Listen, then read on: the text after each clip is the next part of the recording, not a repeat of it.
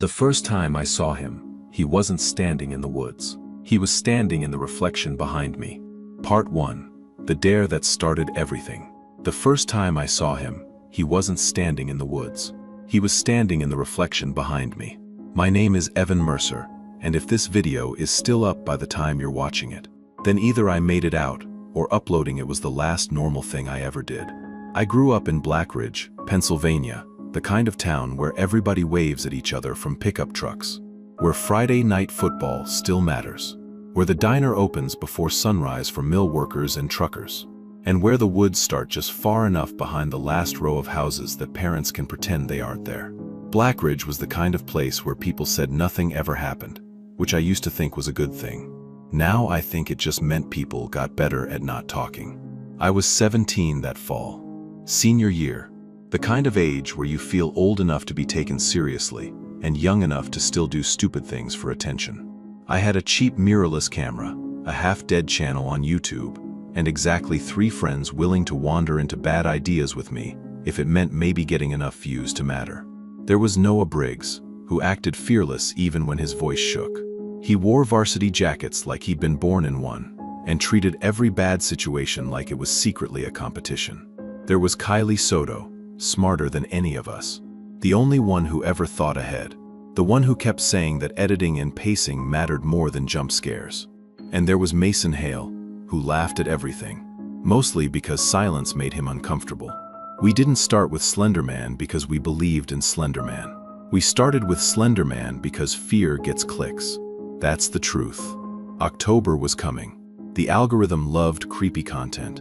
And Noah had heard from his cousin that there was an abandoned summer camp past Miller's Creek, out near the state game lands, where local kids used to dare each other to spend the night.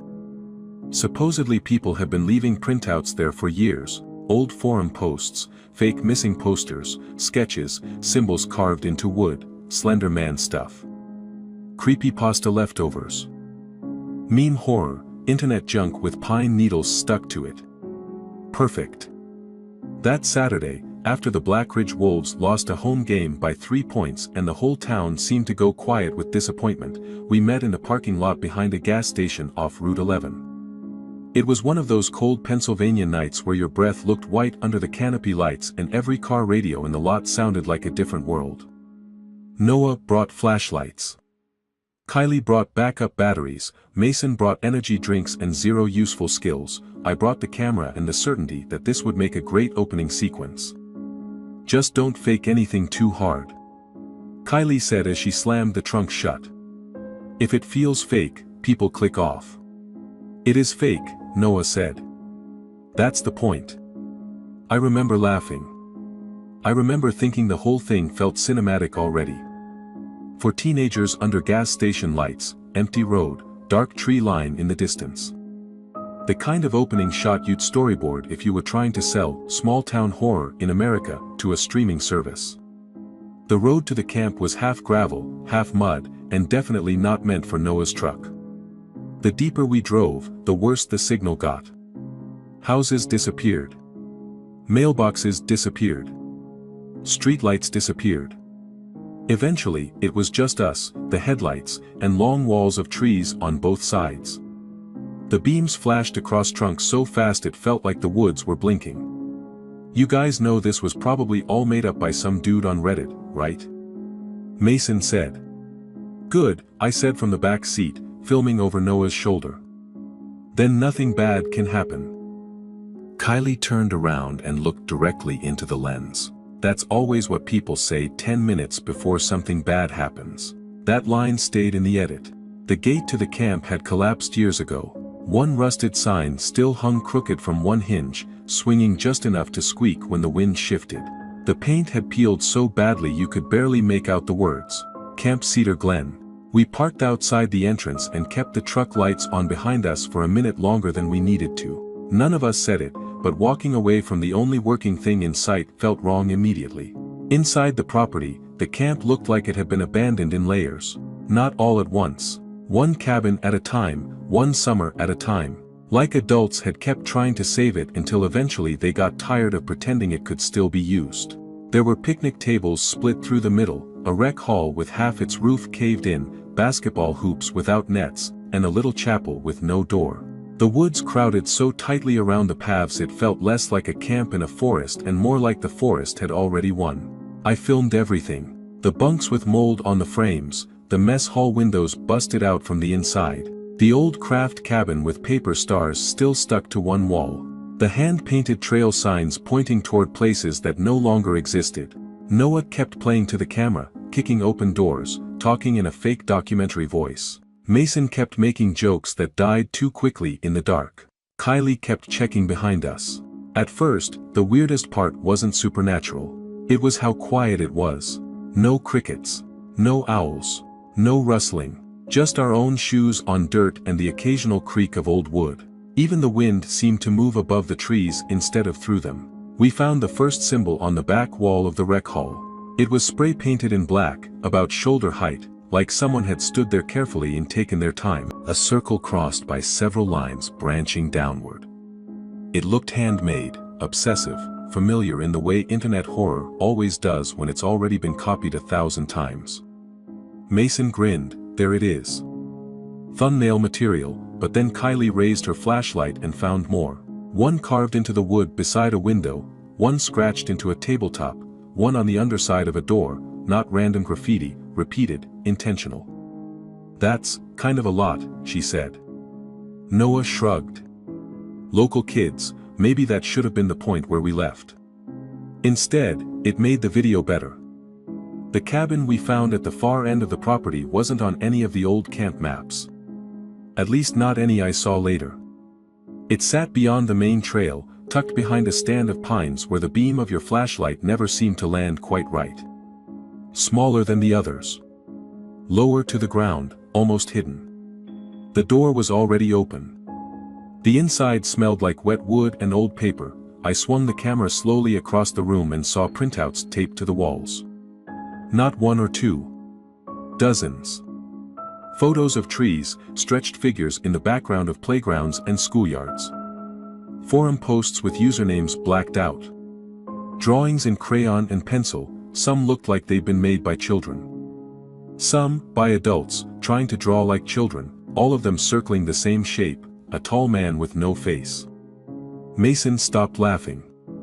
Noah said, "Okay, that's actually pretty good." Then, Kylie found the photographs. They were stuffed in a shoebox beneath a broken chair. Old Polaroids, their edges yellowing, the chemical colors faded almost gray. Most showed the camp when it was still open, kids in matching t-shirts, counselors on a dock, a campfire at night, birthday sheet cake on folding tables. And in 3 of them, if you looked past the kids and into the trees, there was someone standing there. Too tall, too still, too narrow. No face visible, just the suggestion of one. A pale oval, where a face should have been. Noah took one of the photos and laughed. But it came out weak. Old fake. Someone planted these. Then why are they old? Kylie asked. No one answered. I should tell you that memory gets slippery after a while. Fear edits things. It cuts some parts short and stretches others until they feel endless. But one thing I remember clearly is this. None of us wanted to be the first person to suggest leaving, because that would mean admitting the room had gotten to us. So instead I kept filming. That's when the camera glitched for the first time. The screen flashed white. The audio spiked with static. Then it came back. Just a second, maybe less. Noah looked at me. Battery. Full. You sure? I checked. Still nearly full. Kylie was staring past us, toward the open doorway. Did one of you move that? Outside the cabin, hanging from a branch that definitely hadn't been occupied when we walked in, was a strip of red fabric tied in a knot. It swung slowly. No wind. Just moving. Noah marched out first, because of course he did. Mason followed because he didn't want to look scared. I followed because the camera gave me a reason not to think. Kylie came last. We scanned the trees with our flashlights. Nothing. Just trunks and needles and darkness layered so thick it looked solid. Then Mason said, quietly for once, "Did you guys hear that?" We all froze. At first I thought it was static bleeding from my camera speaker. Then I realized it was coming from farther out in the woods. Not a voice. Not an animal. Something like a long radio hiss mixed with tree branches rubbing together. Thin, mechanical, distant. The kind of sound that didn't seem natural because it didn't belong to one place. It was everywhere and nowhere at once. Noah called out, "Funny, real funny." Nothing answered. Then, from somewhere much deeper in the trees, came 3 sharp knocks. Not on a door. Not on wood right next to us. Far away, but deliberate. Free. Then silence. We left after that, though nobody said we were running. We said we had enough footage.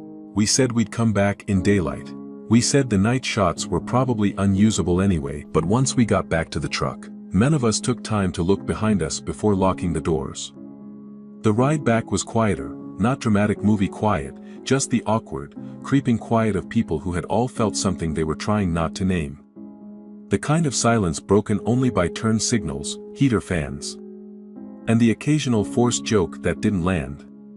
When Noah dropped me off, my mom's porch light was on. Normal suburban house, leaf-blown driveway.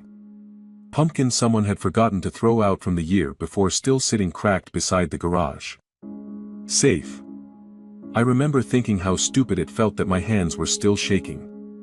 In my room, I dumped the footage onto my laptop around 1 in the morning. I expected bad lighting, shaky movement, too much talking over each other. What I didn't expect was the missing 4 minutes. One continuous section, from inside the hidden cabin, was corrupted. Black screen, static. Audio broken into digital choking sounds. At first I thought the file was damaged. Then I scrubbed frame by frame. And in the middle of the distortion, for just a handful of frames, there was an image none of us had seen while we were there. The cabin doorway. All of us inside. And behind Kylie, standing just outside in the trees, was a figure so tall its head nearly touched the top of the frame. Wearing what looked like a dark suit. No face, no eyes.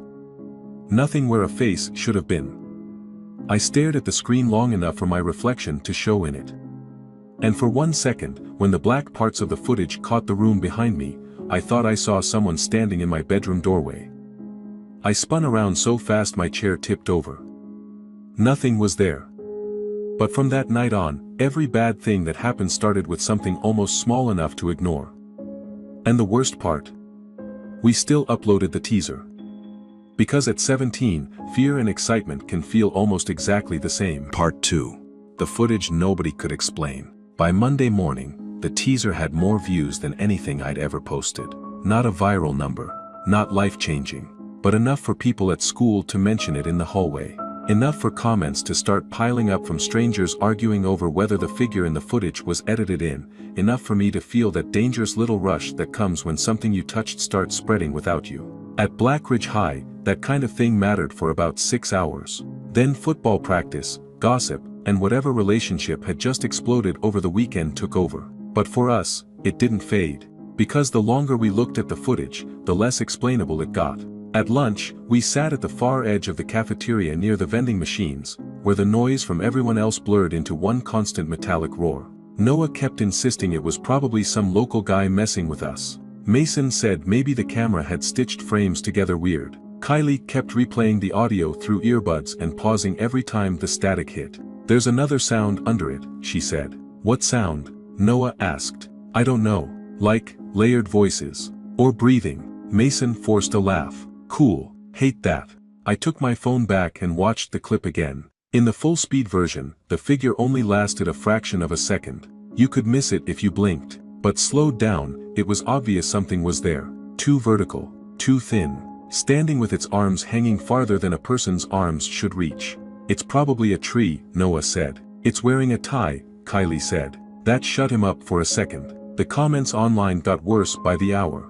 Some people called it fake, some told us to go back. Some started posting the same symbol we'd seen painted in the rec hall. One account with no profile picture commented only once, "You saw him clearly enough that he sees you now." No punctuation, no emoji, nothing else. I deleted it. Then I checked later and it was back. Same words. Same blank account. I blocked it. An hour later, there was another comment from a different blank account, "Don't go near the trail marker." I didn't tell the others right away. That afternoon, Mason texted the group chat a photo of his notebook from chemistry. He'd opened it and found 3 pages filled with dark, looping sketches. Trees, a faceless head. Long arms. He swore he hadn't drawn them. Noah immediately said Mason was messing with us. Mason didn't answer for 8 minutes, which for him was strange.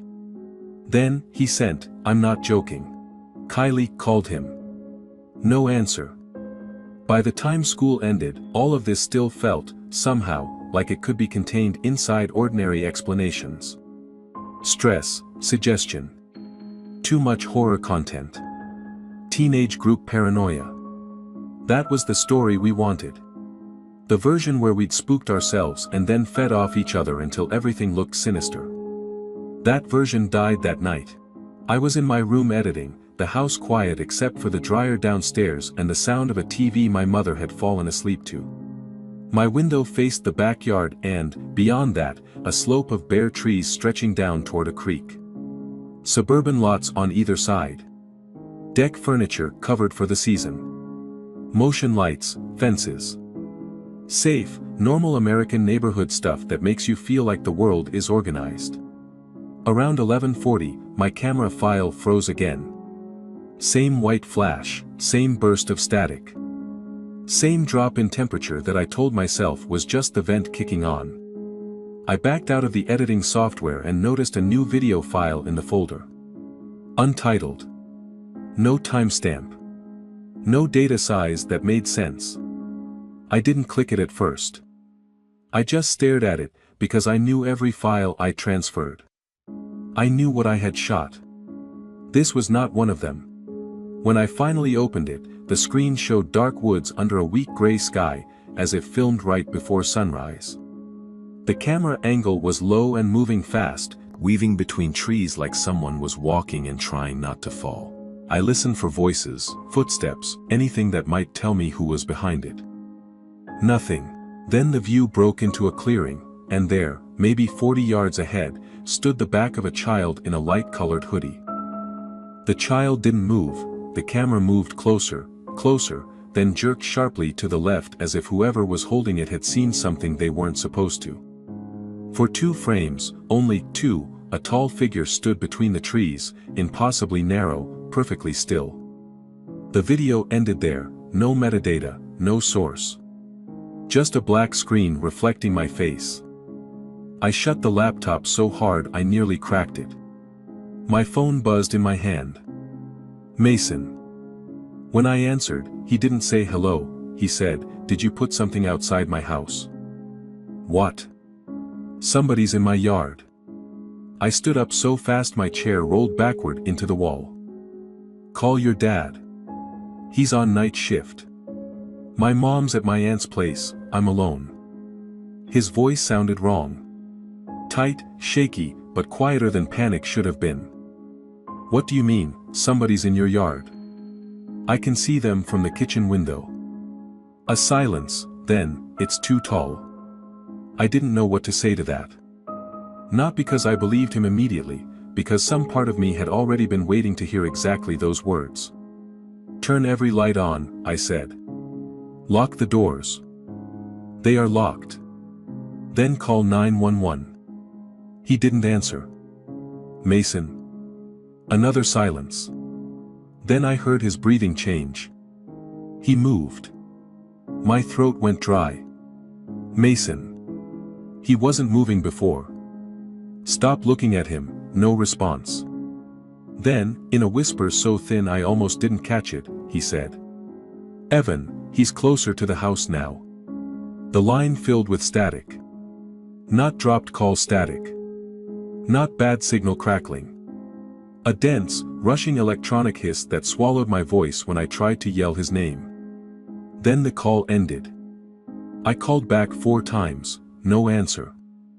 I texted Noah and Kylie and drove there before my mother even realized I'd left. Mason lived out near the edge of town in one of those developments that had started as farmland and ended as neat houses with white vinyl siding and basketball hoops over garages.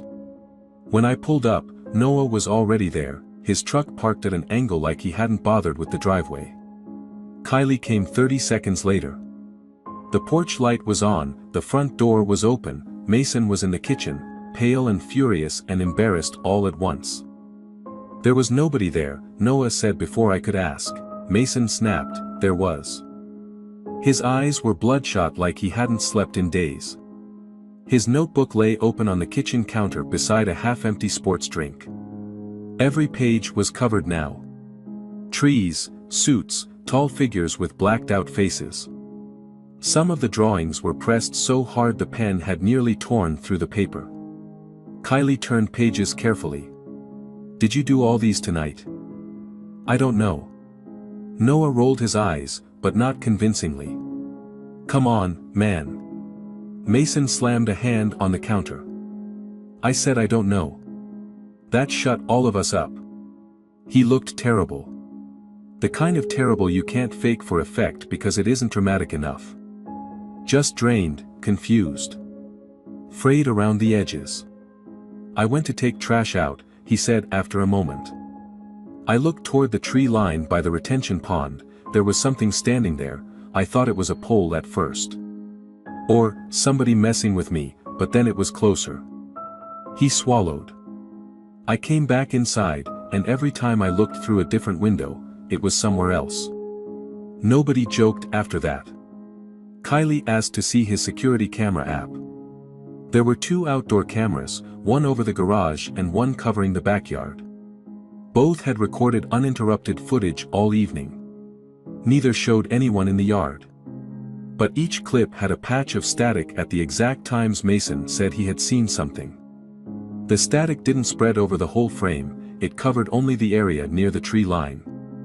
Like the camera was refusing to look there. Noah still tried to rationalize it.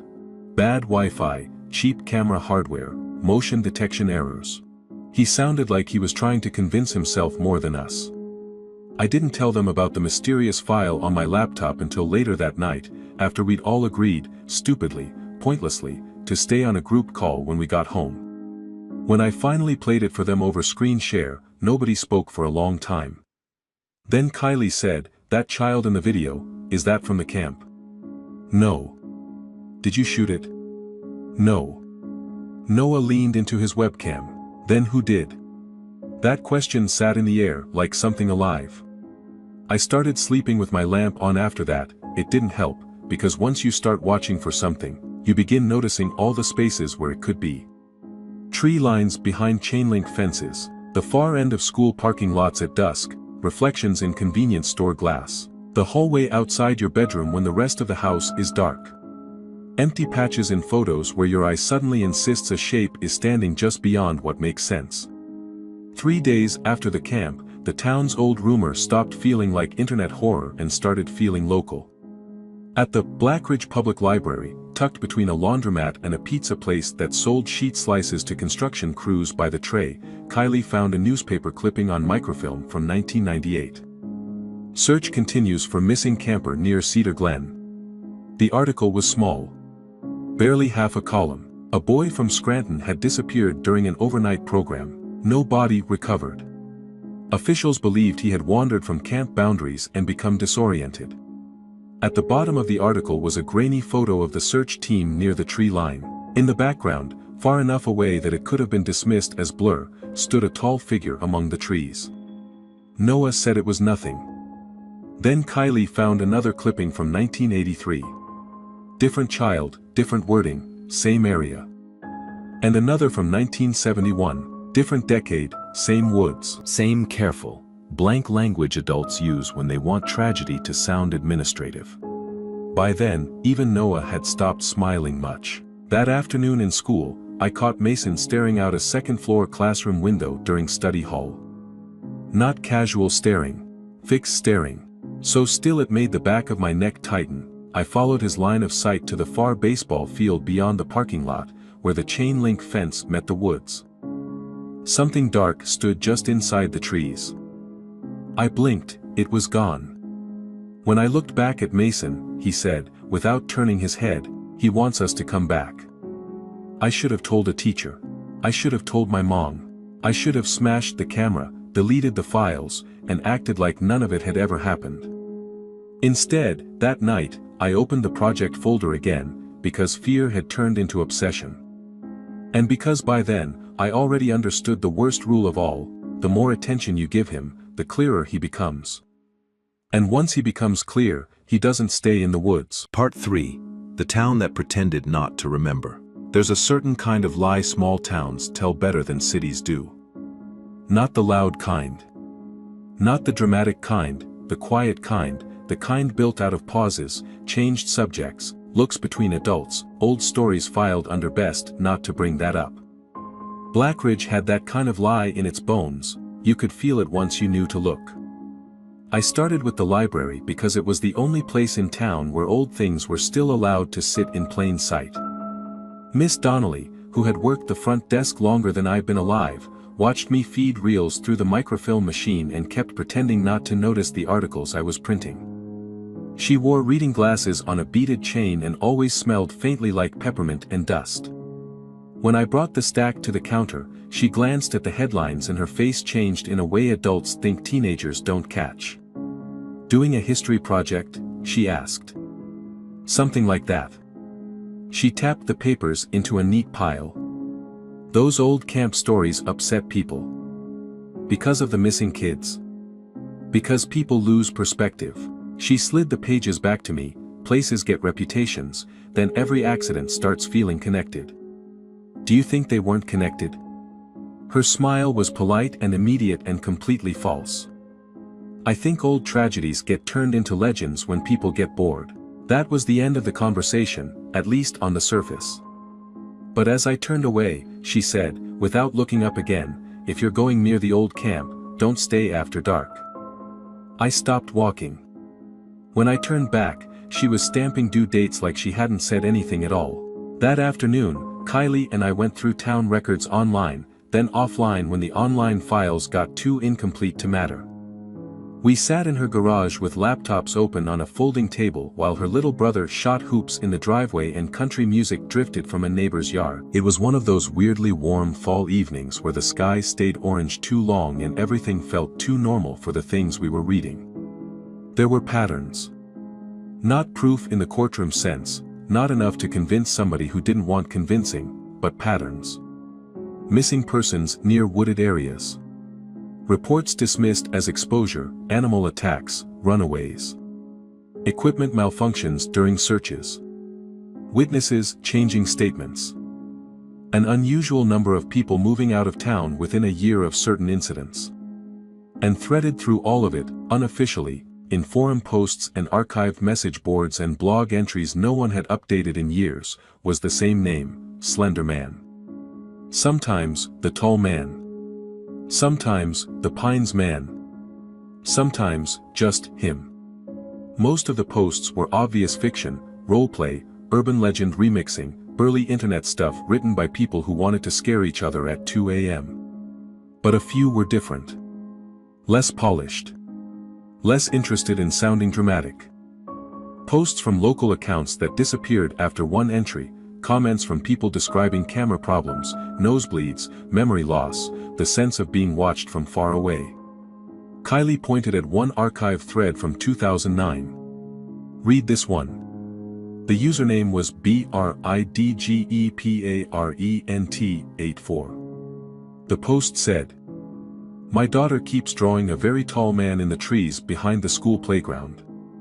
She says her teacher told the class not to talk about the old stories because they scare parents.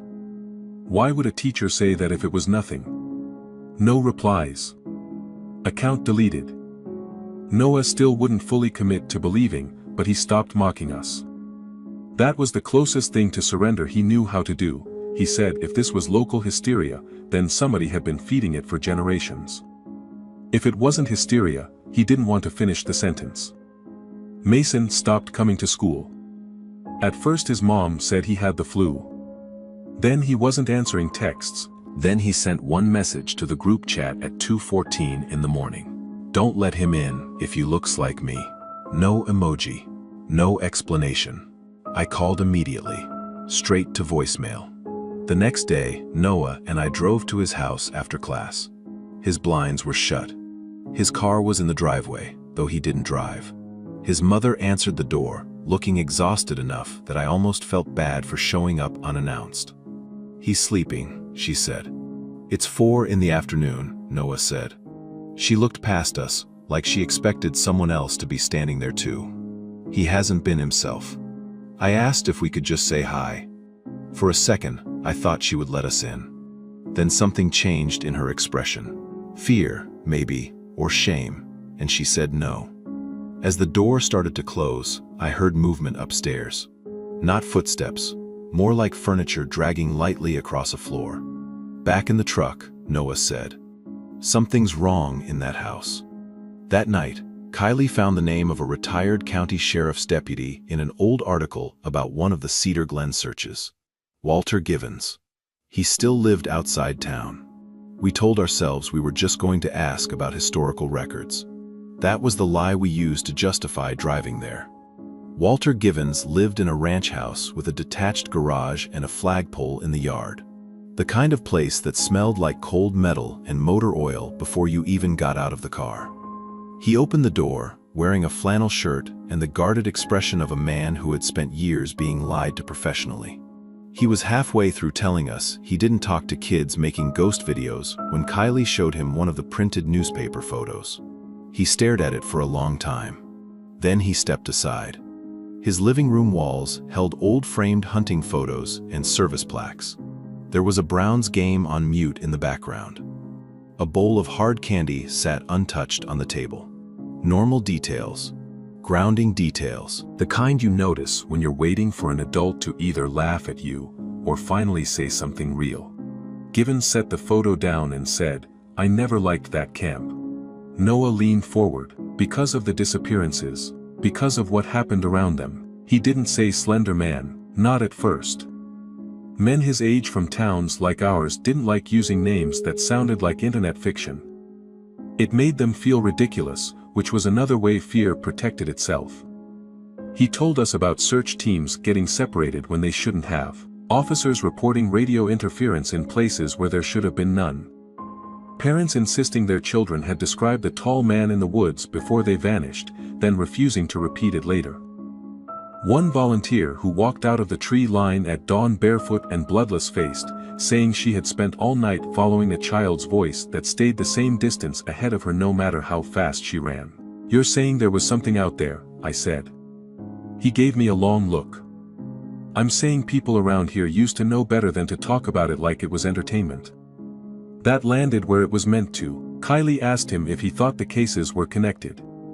He exhaled through his nose. Connected isn't the word. He looked toward the dark TV screen, seeing something older than the room. It was more like, once one family got touched by it, the whole town adjusted around them. Teachers stopped asking questions, churches changed the language at funerals. Cops write reports that feel cleaner than the truth. Parents teach kids which trails not to use, but they never explain why. Everybody thinks silence will starve it, does it? No, he said. It just makes it harder to recognize when it comes back. Then he finally asked to see our footage. When the frame with the figure outside the cabin appeared, Givens stood up so fast his recliner kicked backward. He didn't say a word for several seconds. His face looked old in a new way, like fear had reached inside him, and found the version of himself he used to be. "I thought this was over," he said quietly. "Over?" Noah repeated. Givens rubbed a hand across his mouth. "It comes in waves. Years apart, sometimes. Then something starts it up again. A sighting. A disappearance. Kids daring each other into the woods." He pointed at the screen without touching it. "You see him clearly enough, he starts making room for himself in your life." I asked him the question that had been sitting underneath everything. "What is he?" He looked at me like I was too young to understand why the question itself was wrong. "Not a person," he said. "Not a ghost, either, more like a shape that gets stronger when enough fear points in the same direction." That sounded impossible, and somehow, it also sounded closer to the truth than anything else we'd heard. Before we left, he told us not to go back to Cedar Glen. Not for footage. Not for friends. Not for answers. "If one of your friends starts acting wrong," he said, "don't follow them into the trees. I asked him why. He said, because sometimes, it learns what you trust.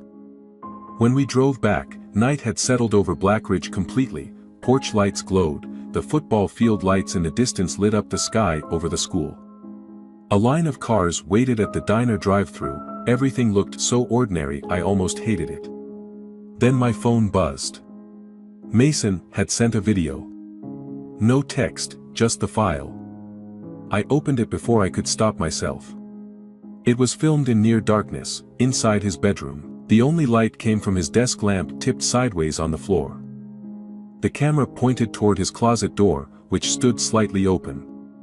For 10 full seconds, nothing happened. Then a voice behind the camera whispered, "He keeps standing where corners meet." Mason's voice. The closet door moved wider. Not violently, slowly. And in the darkness inside there was someone standing farther back than the closet should have gone. Too tall to fit. The video ended with Mason gasping and dropping the phone. I called him. No answer. Noah called, nothing. Kylie texted his mom, no response. By the time we reached his street, police lights were already washing blue and red across the houses. Neighbors stood outside in pajama pants and jackets, pretending not to listen while absolutely listening. 2 officers were at the front door. Mason's mother was crying into her hand. Noah parked half on the curb. We ran over before good sense caught up. An officer blocked us immediately. "Family only. What happened?" I asked. The officer didn't answer, but I saw enough over his shoulder. Mason's bedroom window was open, screen torn out from the inside. The woods beyond the backyard looked black and endless. His mother saw us then and made a sound I'll never forget. Not a scream, not exactly, just the sound of a person realizing the world has become a thing she can no longer control. "They can't find him," she said. I don't remember who pulled her back inside. I do remember this, on the edge of the yard, beyond the reach of the police lights, where the retention pond met the tree line, something tall stood in the dark. Just for a second, then the static hit the nearest cruiser camera mounted on the dash. And when the image cleared, it was gone. That was the night Blackridge stopped feeling like my hometown. It became a place with a mouth. And something in the woods had started opening it again. Part 4. He only gets closer when you notice him. After Mason disappeared, the town did what towns like ours always do. It split into 2 realities. In the first reality, the public one, everyone became practical. Flyers went up at the grocery store, the post office, the gas station by Route 11, the school counselor made announcements about support services. Teachers spoke with that careful, softened tone adults use when they're trying not to trigger panic. There were volunteer search teams, prayer circles, casseroles delivered to Mason's mother, updates from the sheriff's office that said they were pursuing all leads. In the second reality, the real one, everybody started watching the woods. Nobody said Slender Man out loud in the school hallways. But kids whispered about the video from our channel. About the old newspaper clippings, about Mason's drawings, about whether he'd sleepwalked into the forest, about whether somebody had taken him. And because people were thinking about it, noticing it, feeding it with fear and attention, it kept showing up. Not openly. Never like that.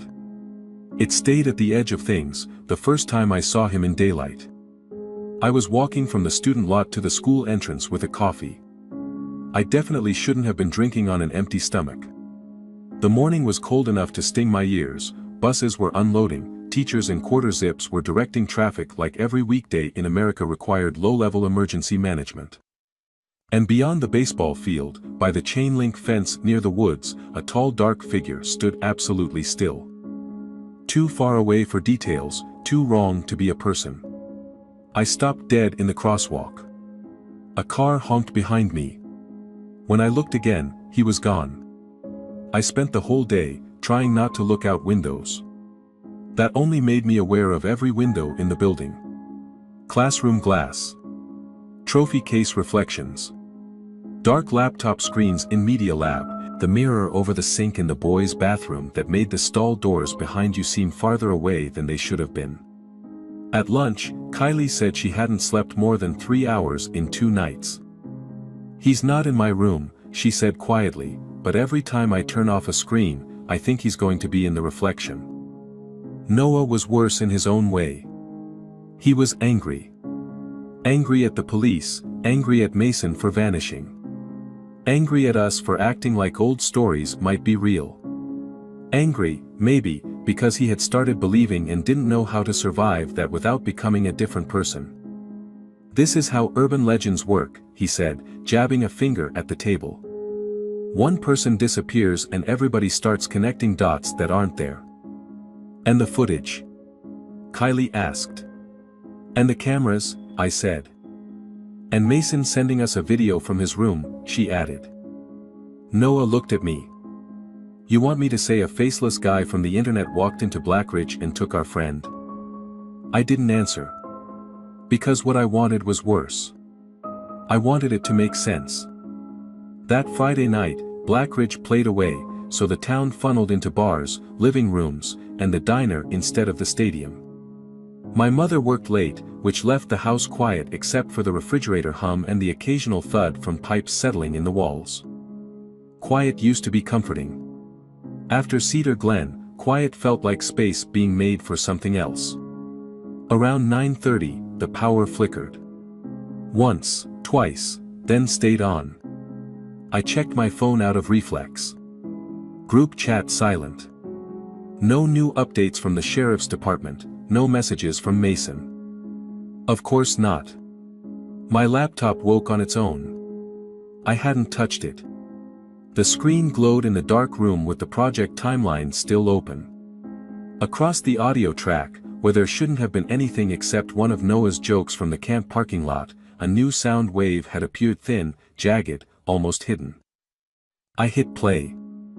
At first I heard only our own voices from that night, muffled by wind, then underneath them, barely audible, came a whispering rush like leaves dragged across pavement. I increased the volume. The sound sharpened, not one whisper, many, layered. Too distorted to make out words, but deliberate enough that language had once lived inside them. Then, beneath all of it, a child's voice said very clearly, "Find me at Hollow Trail." The audio cut off. I sat frozen in my chair so long my legs started to hurt. Then someone knocked 3 times on the back window. Not the front door, not the side of the house. The back window. 3 measured taps. I didn't move. The taps came again. I wish I could tell you I was brave. That I grabbed a flashlight, marched outside, demanded answers from the dark. I didn't. I stayed in my chair, staring at the black window over my desk, where the glass had turned into a mirror. For a few seconds, all I could see was my own room reflected back at me. Then the shape behind me became visible. Tall, still. Standing in the hallway, outside my bedroom. I spun around. Nothing. When I looked back at the window, the reflection was only my room again. And from outside, far off toward the creek, came that same radio-like hiss from the camp. The next day, Kylie came over with printed maps of the game lands outside town and every archived reference she'd found to Hollow Trail. It wasn't an official path anymore. Maybe never had been. But the name showed up in old camp newsletters, search records, and one church bulletin from 1978 asking families to avoid the hollow side trails north of Cedar Glen. "This place keeps surfacing," she said, spreading papers across our kitchen table while my mother was out running errands. If Mason's message wasn't random. "No," I said immediately. "No what?" "No going out there because a voice on my laptop told us to." She held my stare. What if that wasn't for us? That thought hit harder than the first one. What if it was Mason? What if it was bait? What if those two things were no longer different? Noah arrived 20 minutes later already in a bad mood, which had become his default state. He looked like he hadn't slept either. He also had a nosebleed he kept pretending wasn't happening, until Kylie shoved paper towels at him. "You seen things too?" she asked. He took the towels, annoyed. Everyone's seen things. That wasn't an answer. He finally admitted the figure had appeared at the far end of the visitor parking lot after practice the night before, standing under the dead stadium lights near the equipment shed. When Noah blinked, it was gone. When he checked his phone camera, the video from that moment was all static. Kylie said, "It's getting closer." Noah snapped, "Stop saying it like it's a person." I said, "Then what is it?" For once, he had nothing. By then, Blackridge had started doing something else towns do when fear gets too close. It turned on the people who named it. Our teaser and follow-up clip were being shared in local groups with comments calling us reckless, attention-seeking, sick for using a disappearance to get views. Parents complained to the school. Someone spray-painted "liars" on the wall behind the baseball bleachers. Givens called me from a blocked number that evening. "How bad is it?" he asked. I didn't bother pretending not to know what he meant. "It's not staying in the woods." A long silence. Then it's not attached just to the place anymore. "It's attached to one of you." My stomach dropped. "Which one?" If I knew that, I would have told you not to ask the question. He told me to gather everything. Footage, files, sketches, maps. Then he said if we were going to do something stupid, at least do it before the town's fear had time to grow roots. That was his phrase, grow roots. Like whatever had come back needed a community to hold it in place. I asked if there was a way to stop it. He said, not stop, break the pattern maybe. Sometimes. How? He took too long to answer. By refusing to follow the shape it offers you. That made no sense at the time. By midnight, I understood it a little better. I woke to my phone buzzing on the floor beside the bed. No caller ID. Just static when I answered, then Mason's voice, very calm, "Evan. Come outside." I sat upright so fast my blanket hit the floor. "Mason. You can see me from the front yard." The line crackled. I went to the window before I could stop myself. Our front lawn glowed silver under the streetlight. Across the road, mailboxes, parked cars, trimmed hedges. Middle-class suburban normality laid out like a safety blanket. At the far end of the sidewalk, under the dead oak near the corner, someone stood facing my house. Too tall. Not moving. "Mason." I whispered into the phone. The voice answered, exactly the same as before, "Come outside." Then the figure at the corner lifted one arm, not waving, pointing. Toward the street leading out of the neighborhood, toward the road to the woods. I dropped the phone. When I looked again, the figure was gone. But my phone screen was still lit. The call hadn't ended. And from the speaker, in a whisper no longer even pretending to sound like Mason, came the words, "He's waiting at Hollow Trail." That was the moment I stopped believing we could outwait it. Because he wasn't hunting at random anymore. He was arranging us. Part 5. Back to the woods. We met the next evening in the church parking lot because none of us wanted to use our houses anymore. That probably sounds dramatic if you've never been afraid of your own windows, but by then, homes didn't feel private, they felt observed. Every dark pane of glass felt like an invitation for something to stand just beyond it. The church, with its floodlights and brick walls and silent fellowship hall, seemed safer in a symbolic way none of us were willing to admit out loud. It was me, Kylie, Noah, and Walter Givens. Givens had brought a flashlight the size of a baton, an old revolver I doubted would help against anything we were dealing with, and the expression of a man who already regretted not stopping us harder. Noah had a hunting knife he kept checking, like he needed to feel the weight of something real. Kylie had our printed maps, Mason's notebook photos, and a backpack full of batteries and first aid supplies. I had the camera, because at some point the need to document had become impossible to separate from the need to survive. "Leave the camera in the car," Givens said. "I can't." He looked at me for a second and then gave up, which told me he understood more than I wanted him to. The road to Cedar Glen felt shorter this time, maybe because we were no longer pretending we had another destination. No jokes in the truck, no music. Just dashboard light and bad breaths. When we passed the broken camp sign, Noah muttered, "Still feels insane we're doing this." "Then stay in the truck," Kylie said. He didn't. We reached the old camp just after sunset. The sky still held a strip of dark orange behind the trees, but under the pines it was already night. Flooded leaves made the ground soft and slick. Every cabin seemed more collapsed than before, as if time moved faster out there. The first thing we noticed was that the symbols had multiplied. On walls, on doors, on the chapel floor, on the side of the old water tower. Some looked fresh. Kids, Noah said automatically. Nobody responded. Givens led us past the rec hall and deeper into the property toward the north side, where the camp paths narrowed and the trees grew so tightly together the flashlight beams broke apart against them. Somewhere beyond the main grounds, water dripped steadily, though there hadn't been rain. Hollow Trail, according to the old maps, branched off near an unused archery field and curved around a low depression in the woods. We found the trail marker hanging from one bent post. No official sign, just a hand-painted board, weathered almost white, with hollow, barely readable under years of rot. The moment my light hit it, the camera audio crackled. Kylie whispered, "Did you hear that?" I had. Branches moving, except there was no wind. Givens turned back to us. "From here on, stay close and don't follow voices." Noah let out a short, humorless laugh. "You say that like it's a thing that happens." Givens looked at him. "It is." The trail dipped lower almost immediately. The air changed there, colder, yes, but heavier too, as if the woods in that section held sound differently. Our footsteps seemed quieter, our breathing seemed louder. I kept expecting to see the beam from somebody's flashlight catch a deer, a fox, any normal living thing. Nothing. Then we found the playground.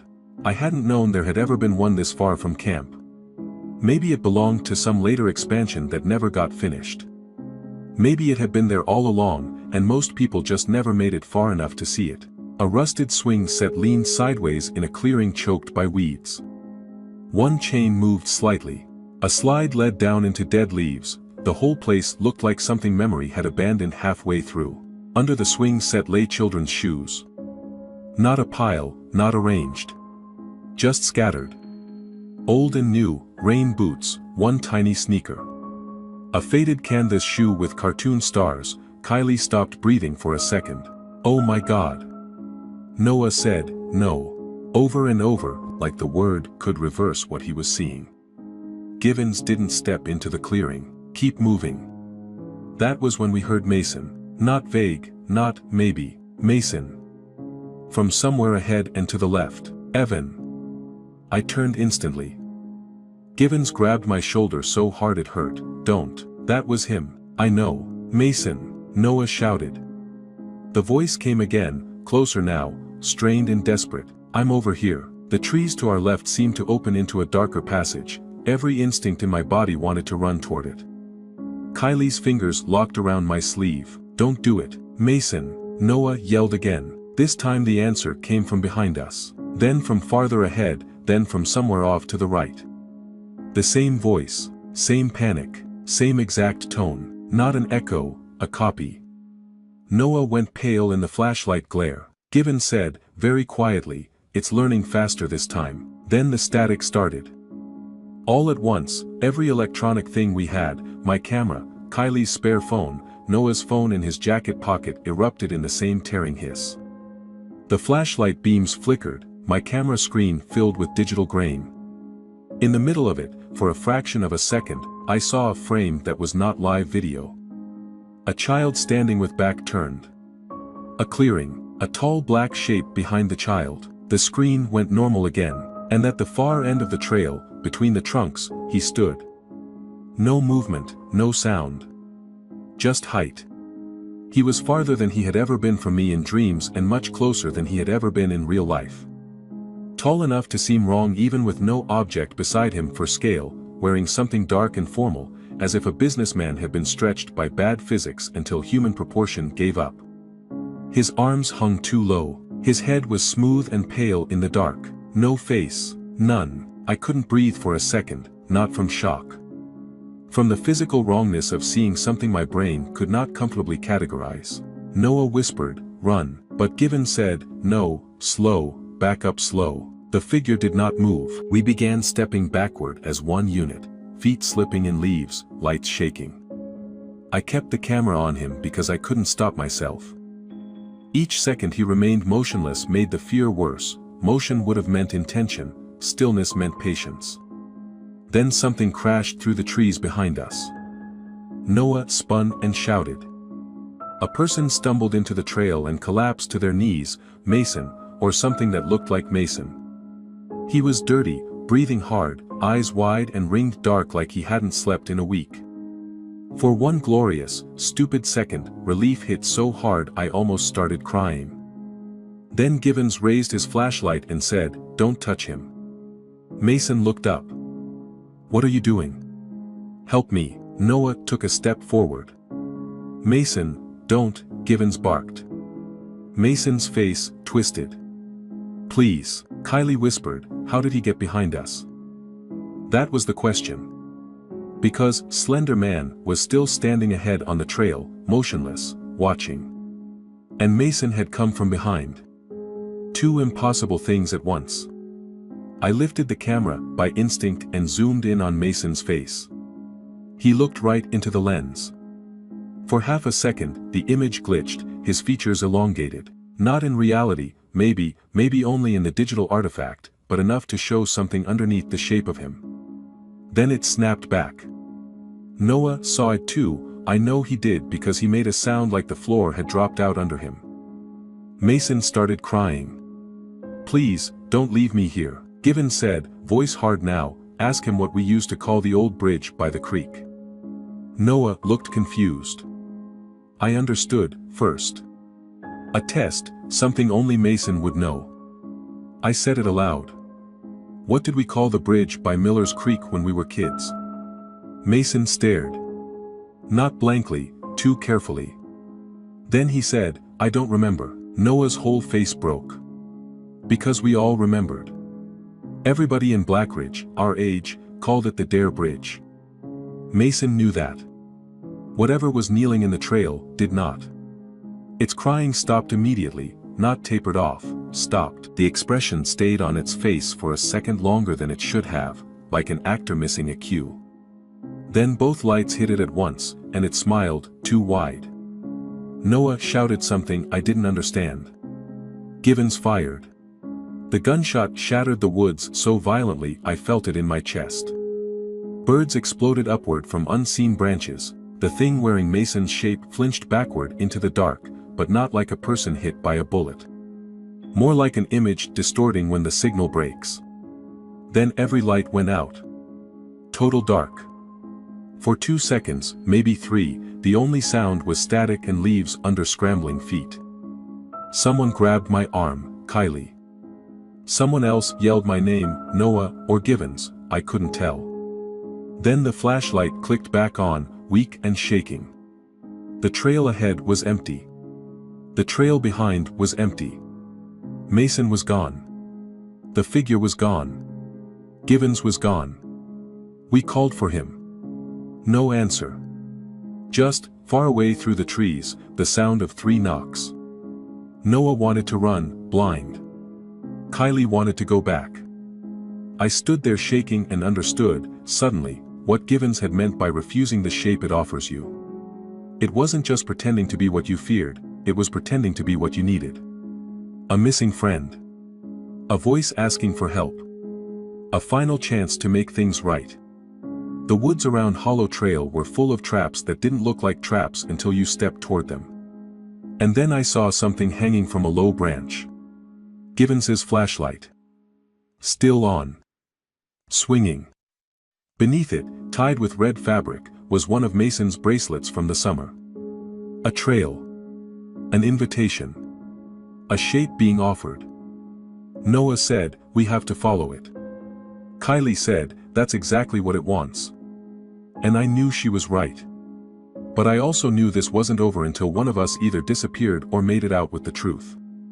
So, I lifted the camera again, pointed it into the black trees, and said the only thing left to say. Then we stopped following the voice. And for the first time since this started, we chose our own direction. Part 6, the last recording. We did not follow the hanging flashlight. That decision probably saved our lives, or at least changed the order in which things came for us. Instead, Kylie unfolded the old photocopied camp map under the weak beam of her remaining flashlight and found the contour line she'd marked earlier, a shallow depression north of Hollow Trail, near what had once been labeled a lookout platform. If the trail was designed to pull people through the most isolated parts of the woods, then the place anchoring it had to be somewhere it could watch paths converge. Noah didn't argue anymore. That was how scared he was. We moved uphill through brush and dead leaves, forcing our way between trunks instead of following anything that felt prepared for us. Branches clawed our jackets, roots caught our boots. Twice I thought I heard footsteps matching ours a few yards off to the side, but every time I swung the camera there was only static and black trees. Then we reached the tower. Or what was left of it. It rose out of the hill like the ribs of something dead, a wooden observation platform from the camp's early days, half collapsed, stairs broken off on one side, railing splintered and sinking into the earth. Beneath it, the ground opened into a shallow bowl-shaped clearing ringed with stones. The air there felt dead still, sealed off from the rest of the forest. And in the clearing were photographs. Hundreds of them, pinned to trunks, tucked under stones, nailed to boards, scattered across the dirt. Some were new, glossy drugstore prints. Some were old Polaroids. Some looked decades old. Children at playgrounds, families at church picnics. School portraits. Cabin snapshots. Search parties. Birthday parties. Football games. Black Ridge, over and over, across generations. I knew before I found him that Mason would be in one of them. He was. A photo from sophomore year at the county fair. Me, Noah, Mason, Kylie, all four of us holding lemonades, and making stupid faces for the camera. Pinned, dead center to the tower post. My hands went numb. Next to it was an even older photo, maybe late 90s, of a different group of teenagers in front of the same camp sign we had filmed. One of them had a symbol drawn over his face in black marker. Below that, another. Then another. I understood then that this wasn't random haunting. It was collection, pattern, selection. Not feeding on fear alone, maybe, but on being remembered. Rephotographed, reintroduced into the town every time someone looked too long and carried the image back with them. Kylie said, "It marks groups." Noah stared at the photos, with his mouth slightly open. For what? Nobody answered, because none of us wanted to. At the center of the clearing stood a child-sized chair facing the tower. On the seat lay my camera's missing battery. The one I had never lost. The one that had vanished from my desk drawer the morning after the camp. That was impossible enough to make me laugh once a sharp broken sound I barely recognized as mine. Then the woods around us began whispering. Not metaphorically, actually whispering. Low, layered voices rising from every direction, too soft to isolate, too many to belong to real people. The same sound from the audio track, only now surrounding us physically. Names seemed to emerge and dissolve inside it. Pleading, calling, warning. The camera screen flared white. When it cleared, it wasn't showing live video, it was showing me, a few seconds in the future. Standing in the clearing alone. Kylie and Noah gone, the tower behind me. Something tall unfolding itself from the dark beneath it. I almost dropped the camera. "Evan?" Kylie said. I couldn't explain what I'd seen before Noah shouted, "There." At the edge of the clearing, between two trees, Mason stood. Real this time. At least, I think he was real. He looked wrecked. Mud on his clothes. One shoe missing, face hollow with exhaustion. But his eyes were his eyes. Human. Terrified. Not blank, not careful, truly terrified. "Don't come closer," he said. Noah moved instantly anyway. Mason backed up. "Noah, stop." That voice saved him, I think, not because it proved he was real, because it contained the right fear. The fear of someone who knows closeness has become dangerous. Kylie held Noah back with both hands. "Listen to him." Mason was shaking. "He uses the parts of you that people trust. If you look too long, he can wear your outline. He can't stay close for long unless you let him be seen through you." The whispering around us intensified. Noah yelled, "What does that even mean?" Mason looked at me. "The camera." I felt every muscle lock. "What about it?" "He wants the camera." Of course he did. Because the camera made memory portable. Because video made sightings repeatable. Because every replay was another act of attention. Because every upload turned local fear into something larger. Mason took a staggered breath. I tried not to look, I tried not to listen. But every time I thought about home, he showed me one of you. Every time I tried to leave, he gave me a voice to follow. The only thing he kept coming back for was the camera. Then he pointed above us. I looked. Under the broken roofline of the tower, almost hidden in the shadow where support beams crossed, something pale hung motionless. A face-shaped emptiness. Then the rest of him became visible around it, as if my eyes had to surrender piece by piece before the full shape was allowed to exist. He was folded into the architecture of the tower, too tall for it, limbs gathered at impossible angles, black suit blending with rot and shadow until you noticed the proportions and realized no human body could hold itself like that. No movement, just presence. Noah made a choking sound. Kylie whispered, "Don't look at him." Too late. The whispering erupted into static, my camera screamed with feedback. Noah dropped to one knee clutching his head. Blood ran from one of his nostrils. Kylie stumbled backward, eyes squeezed shut. Mason covered his ears and shouted something I couldn't hear, and Slender Man began to unfold. Not fast, not pouncing. Just rising with sickening patience, one impossible limb at a time, until he seemed to occupy more vertical space than the clearing should have allowed. The branches above him trembled without wind. The photographs pinned around the clearing rustled all at once. My camera screen flashed with rapid images: children in the woods, school hallways empty at dusk, Mason's room, my own bedroom doorway, the church parking lot, the camp cabin, Blackridge across decades, people vanishing from frames. He wasn't merely haunting places, he was threading himself through moments when someone had already begun to fear him. Mason screamed, "Break it." For 1 second I hesitated. Every instinct I had as a storyteller, as the idiot kid who thought recording things meant controlling them, fought against that command. Break the camera and we lose the proof. Break the camera and maybe no one believes any of this. Break the camera and maybe Mason disappears again, and this time no one even knows why. Then the screen showed my mother opening our front door to a tall shadow standing on the porch.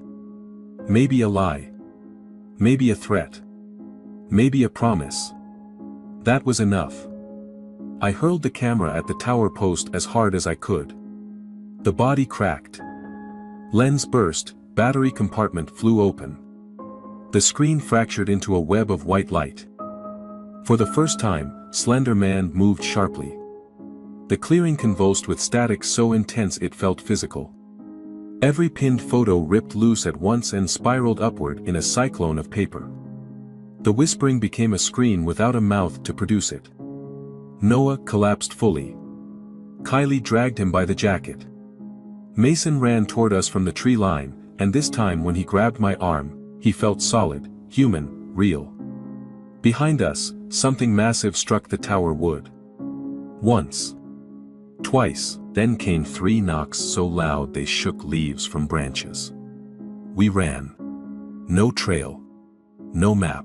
Just downhill and away, crashing through brush while the forest broke into flickers of static light around us.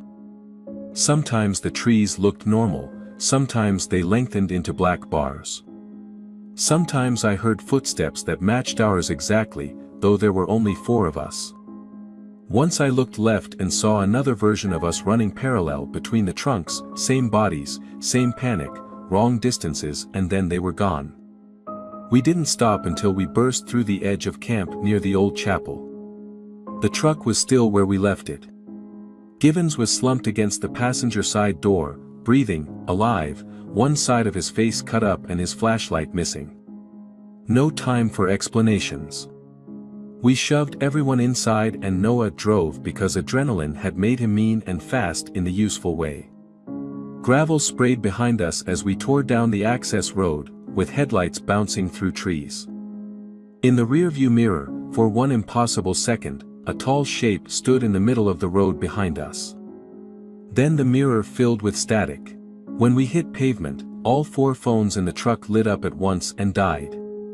Noah drove all the way back to town without speaking. At the emergency room, we lied. Hiking accident, panic episode. Mason disoriented but alive. Givens fell in the woods. Static in electronics, we didn't mention that part. The nurse looked at us like she knew we were leaving out the core of the story, but also knew she didn't want it. By dawn, Black Ridge looked exactly the same as it always had: school buses, church signs, coffee drive-thrus, American flags on porches, parents scraping frost off windshields. That was the cruelest part. Evil doesn't always make the world look transformed. Sometimes, it leaves the town exactly as it found it, and only changes the people forced to keep living there. Mason survived, though he barely spoke for weeks. Noah never joked about any of it again. Kylie transferred schools by spring. Givens moved out of county before Christmas. And me? I did the worst possible thing. I rebuilt the video. Not from the destroyed camera, most of that footage was gone, but from backups. Phones, recovered files. The teaser, the clippings, the audio. Enough to make a record. Enough to warn somebody. Enough, maybe, to keep the truth from being buried under the same silence Black Ridge always used. I uploaded it 3 weeks later at 2:03 a.m. The title was simple: The Black Ridge Footage. For the first hour, nothing happened except views. Then the comments began. Some said fake. Some said genius. Some said they had seen the same figure in other towns, other woods, other frames. Then one comment appeared from a blank account with no profile picture. He doesn't stay where he's first seen. He stays where he's remembered. I should have deleted the video then. I should have deleted the channel. Instead, I sat there in the glow of my monitor, watching the numbers climb, listening to my own room settle around me in the dark.